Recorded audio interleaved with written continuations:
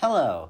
Election Day 2022 in Los Angeles is approaching fast, and Angelenos will not only vote for candidates, but also several propositions at the ballot box. But some of these propositions, or props as the ads often call them, can be pretty confusing. So today I'm going to go over two of them, Propositions 26 and 27. Let's get into it. So first I'm going to read the exact text of Prop 26. Maybe not. Let's try Prop 27. Or not. Let's make this simpler. If Prop 26 were passed, in-person sports betting would become legal on Native American tribal lands and at 4 horse racing tracks in California. The racetracks would have to pay 10% tax on profits made from sports betting, which would go toward enforcing the proposition and funding gambling addiction programs. Also, if Prop 26 passes, tribes could legally offer roulette, craps, and other dice games, if in accordance with individual tribal gambling agreements. However, betting on high school and college sports would remain banned.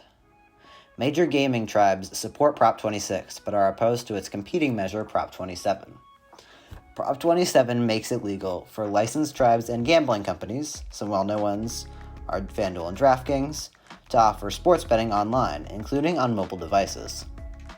However, the gambling companies must be affiliated with a tribe to have permission for this sports betting. Similar to Prop 26, tribes and gambling companies will be taxed 10% on the sports bets, which will go toward gambling addiction programs, fighting the homelessness crisis, and go to tribes who have not involved themselves in online sports betting.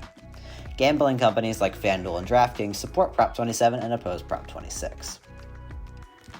Now that you understand the effects and differences of Props 26 and 27, I wanted to quickly fact-check some common statements you may have heard in advertisements. Number 1. Prop 27 will generate hundreds of millions of dollars for homelessness. While this is possible, money will only be apportioned for addressing homelessness after expenses and a 15% cut for tribes who don't partake in sports betting are dished out. Of this remaining money for homelessness, the California legislature could also direct an unspecified amount to gambling addiction treatment.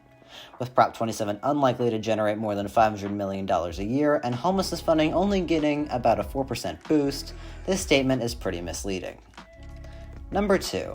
90% of profits from Prop 27 go to corporations in other states. Since gambling companies do get money out of Prop 27, corporations in other states may reap plenty of profits. However, California tribes are able to offer online sports betting themselves, and companies in other states may need to spend money in California to set up their business. We don't know how much money will flow out of state, but we do know that out-of-state companies are funding Prop 27, so this statement slightly exaggerates the situation. Number 3. Prop 26 would cause card rooms to shut down. Under this proposition, if the DOJ does not file a suit, anyone can file a lawsuit against a party they believe is breaking state gambling law, with violations drawing fines up to $10,000.